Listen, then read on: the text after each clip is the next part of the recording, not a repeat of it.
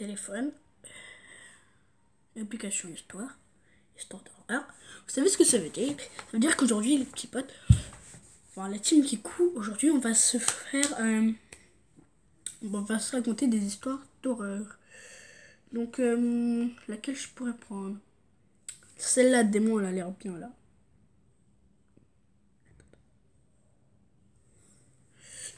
Donc c'est parti. Ok. Waouh.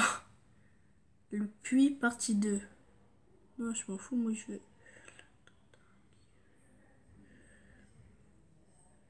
Ah oui, en fait, t'as plusieurs trucs de démons. Donc on va commencer par le puits, partie 1. Voilà. Le puits, partie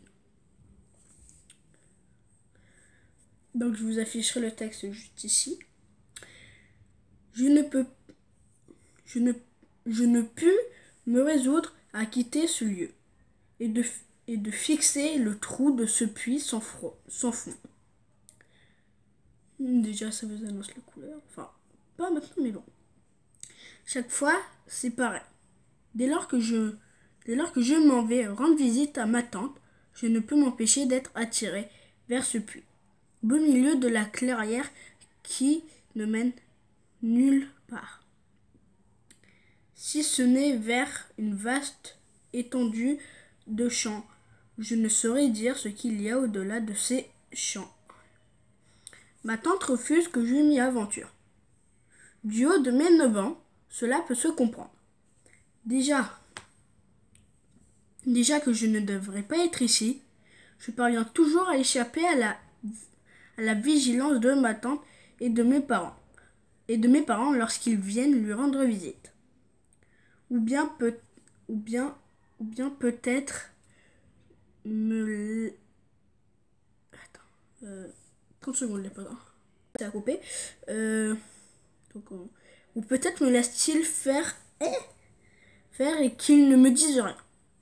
Il faut dire que je ne risque pas grand-chose là où je suis. Mis à part cet horrible puits qui, il y a encore un an de cela, n'était pas encore recouvert de ce gigantesque rondin de bois impossible à déplacer désormais. Du moins pour moi. Que reste-t-il de ce dangereux Que reste-t-il de dangereux aux alentours maintenant?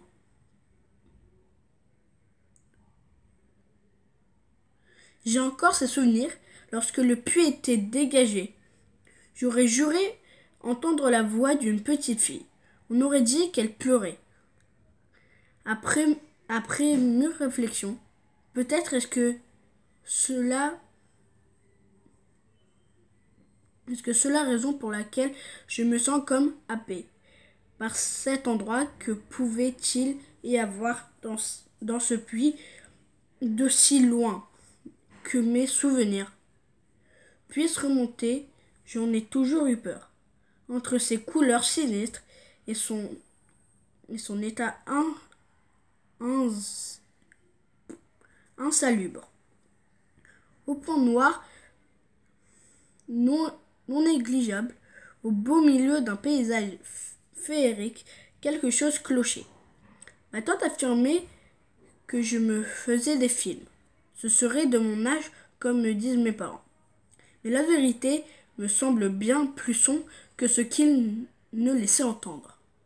Moi, je trouve que ces histoires sont plutôt cool. Ouais, je fais peur, les gars. Elle est lisse, ma peau.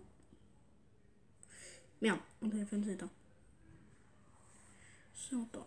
Elle est bientôt finie. Hein. Alors que je continuais de fixer ce puits, la voix de ma mère se fit entendre. Il était temps de rentrer à la maison. Le ciel s'était obscurci et le vent s'envolait. Les lambeaux de ma robe. Je regagnais le chemin de la maison quand un bruit assourdissant me fit faire volte-face. Le rondin de bois qui recouvrait l'ouverture du puits était renversé. Impossible que cela puisse être dû au vent. J'ai repris ma route après avoir marqué un temps d'arrêt, essayant de comprendre ce qui venait de se passer, jusqu'à ce qu'une voix m'interpelle en chuchotant. « Viens m'aider, Chloé, s'il te plaît !» Et les gars, à suivre, voilà. Donc je ne déconne pas. Fais chier. Donc les gars, mettez un maximum de likes pour la suite. Merci modérateur. Merci Orsin Suprême pour avoir écrit cette histoire. J'espère que la suite sera tout aussi bien. N'hésitez pas à liker en masse les gars si vous voulez la suite de cette petite histoire. Et dites-moi dans les commentaires aussi si vous la voulez. Moi j'ai bien aimé vous lire cette petite histoire. Je l'ai trouvée plutôt sympathique.